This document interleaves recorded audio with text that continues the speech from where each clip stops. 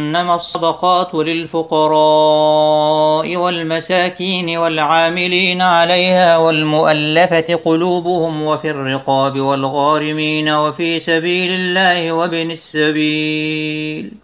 Bienvenue sur cette chaîne dédiée à l'islam. N'oubliez pas de vous abonner et d'activer la clochette sur toutes pour ne rien rater. Likez et si ça vous plaît, laissez un commentaire.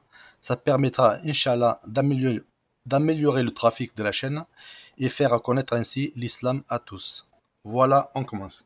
Aujourd'hui, on va parler du sujet les djinns et les shéatines sortent-ils vraiment du corps du malade et se convertissent-ils à l'islam? Parce qu'on parle beaucoup de ça un peu partout et je partage pas cette opinion. Donc, on parle beaucoup de sortie de djinn après une ruqya. Beaucoup de raqis leur proposent en milieu de séance ou vers la fin de sortir et de se convertir. Alors aujourd'hui, je souhaitais vous apporter une précision qui a quand même son importance, car la plupart des raqis procèdent ainsi. D'après mes vécus et dont d'Allah m'a donné, sans rentrer dans les détails, je puis vous affirmer que les djinns et les shéatines ne sortent pas et ne se convertissent pas à l'islam.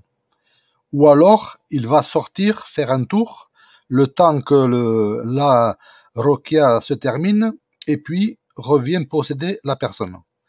Va se faire plus discret peut-être les premiers jours, mais c'est tout. Dans des cas difficiles, faudra même envisager peut-être un compromis avec le djinn. Même si la personne, parce que la personne, si elle est responsable que le djinn la possède, ça va être compliqué aussi pour le faire.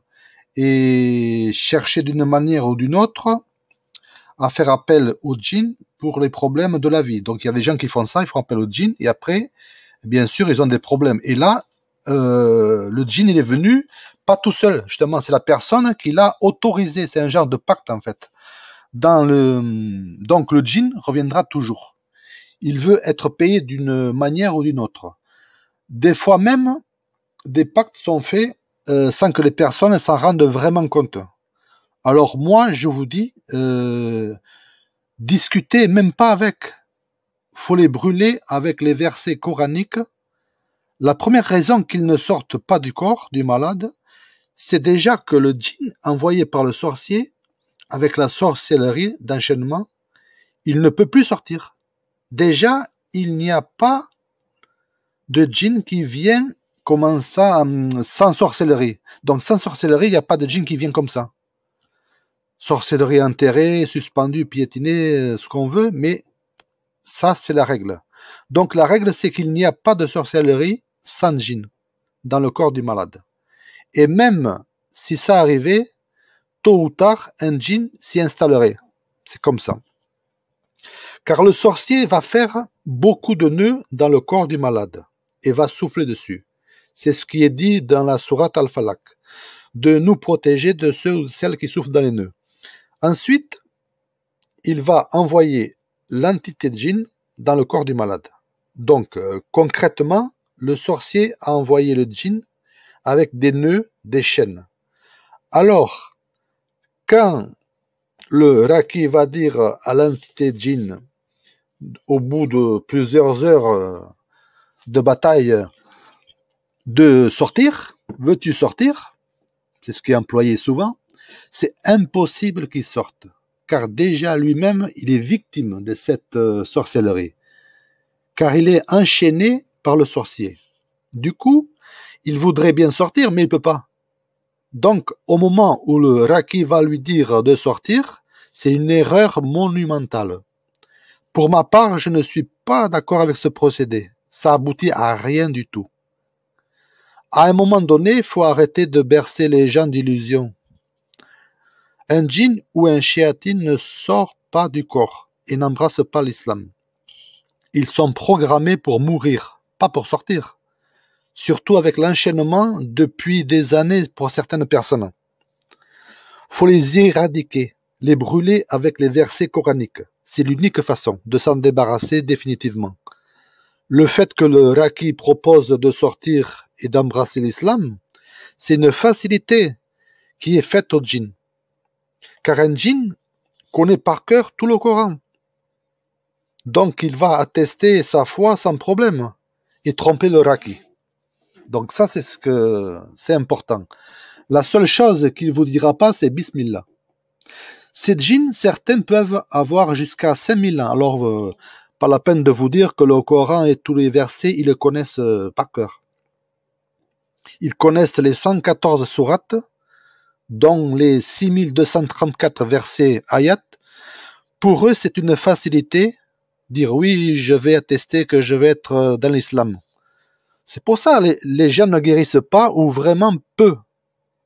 Faut arrêter de leur proposer des alternatives qui n'existent pas. Les brûler, c'est tout. On va insister quand même pour être sûr qu'il ne fait pas semblant d'être mort, mais c'est tout. Par contre, si c'est un djinn volant, c'est une autre affaire. Faut avoir la capacité de le ramener dans le corps du malade au moment de la ruqya, sinon ça sert à rien. Sinon, ce qu'on peut faire, c'est des bandes d'eau coranisée et attendre après la prière de Maghreb, parce que ces djinns-là, ils ont la faculté de revenir à Maghreb, dans le corps du malade. Là, on est sûr qu'ils sont là. Donc à ce moment-là, on met des bandelettes d'eau coranisée sur toutes les articulations du patient, c'est très important. Donc le djinn volant ne pourra pas sortir pour éviter d'être brûlé par la ruqya. Comme je disais, la plupart des djinns, les djinns amoureux, la plupart sont des djinns tayyar, donc des djinns volants. La particularité de ces djinns-là, c'est qu'ils ne sortent pas tout le temps. Ils ne restent pas tout le temps, je veux dire, dans le corps. Donc, après Fajr, ils sortent, ils vont, je sais pas trop où, dans les astres, voilà. Et à Maghreb, ils reviennent dans le corps. Ça, c'est un rituel journalier. C'est pour ça que certaines personnes ils disent à Maghreb, dès que ça arrive, hop, je me sens mal, j'ai ceci ou cela. Ben, il y a des chances que cette personne-là ait un djinn amoureux. Donc un djinn volant surtout. Donc, pour certaines catégories de personnes, mon conseil, déjà, il faut les brûler avec le Coran. Il n'y a pas d'autre alternative pour qu'ils soient brûlés par la grâce divine. Après, un autre souci, c'est dans certaines catégories de personnes, dont je vous parlais dans une autre vidéo, c'est mon conseil, c'est de bien analyser les rêves qu'on fait la nuit, même si tout va bien. Car il y a aussi la sorcellerie bue et mangée dans les rêves, et qui se voit pas. Là, c'est pas un humain qui vous l'a fait, c'est les djinns carrément qui vous le font. Donc, il faut traiter ça au plus vite. Car là, c'est les djinns qui vous font tout le travail, c'est plus une personne, ça sera pas pareil. Ça sera probablement le thème d'une prochaine vidéo. Donc, pour aujourd'hui, c'était ça le plus important. Dire aux gens, les djinns ne sortent pas et ils n'embrassent pas l'islam. Voilà, cette vidéo est maintenant terminée. Merci de l'avoir regardée. N'oubliez pas de vous abonner si vous l'avez aimé. Likez, partagez et laissez vos commentaires. Ça permettra, Inch'Allah, d'améliorer ma position sur Internet et de partager l'islam avec un maximum de personnes. Au revoir et à une prochaine, Inch'Allah.